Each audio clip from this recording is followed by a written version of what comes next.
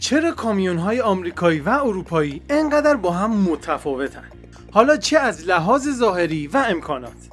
در هر قاره و کشوری قوانین ترانزیتی با هم متفاوته.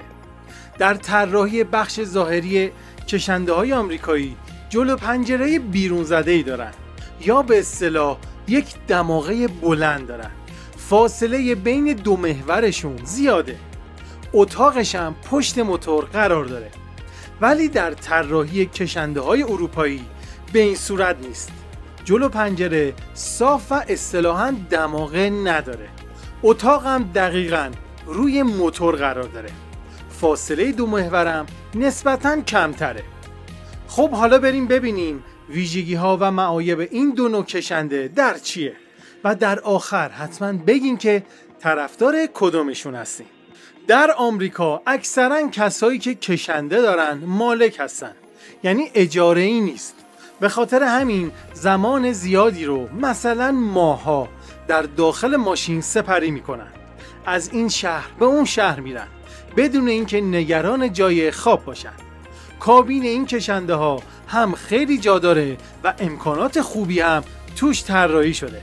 مثلا کمد، یخچال، تلویزیون، تخت و مایکروویو.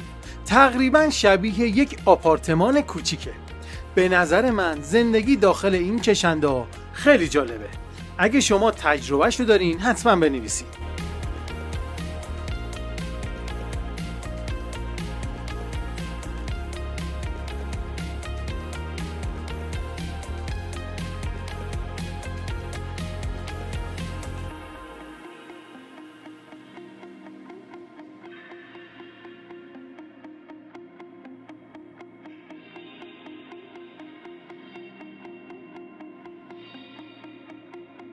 ولی کشنده های اروپایی کابین کوچیکتری دارن و امکاناتشون نه اینکه کمتره ها ولی محدودتره.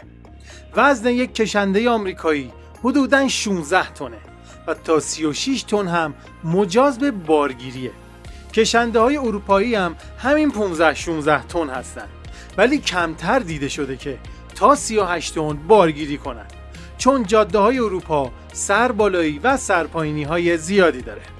حد اکثر ارتفاع کشنده های آمریکایی به 4.5 متر میرسه ولی در اروپایی ها به 4 متر بیشتر نمیرسه.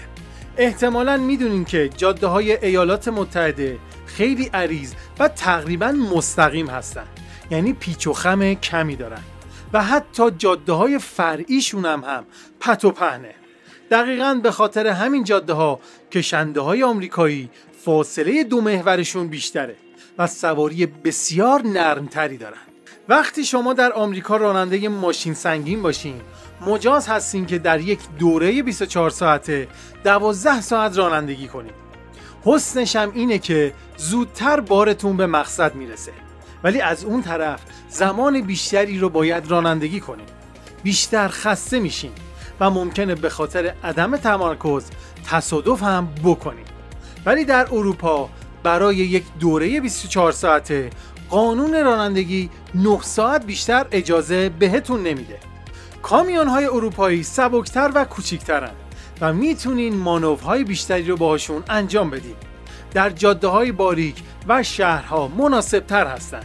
کشنده های اروپایی به خاطر نداشتن دماغه دید بهتر و نقاط کور کمتری دارن. در قوانینی که در آمریکا و اروپا وضع شده میگن که در اروپا کشنده ها طولشون نباید بیشتر از 18.5 متر باشه تا بتونن بار بیشتری رو حمل کنن. واسه همین کابین باید کوچیک باشه.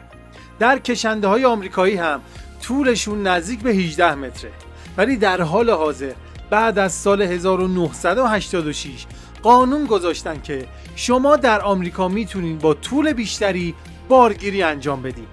یکی دیگه از تفاوت‌های این دوتا کشنده مربوط به قوانین سرعته. شما در اروپا حد اکثر سرعت مجازتون 90 کیلومتر بر ساعته.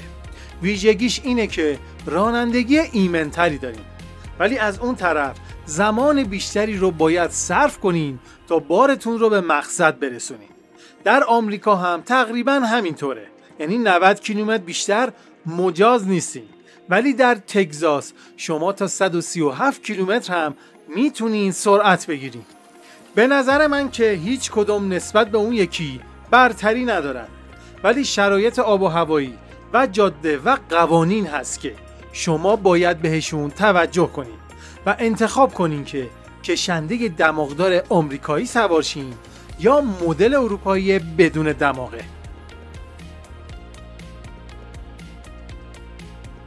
نظر شما چیه؟ ممنون که تا آخر ویدیو در کنارمون بودین. سابسکرایب کانال، لایک ویدیوها یادتون نره. ممنون از شما و تکنولوژی.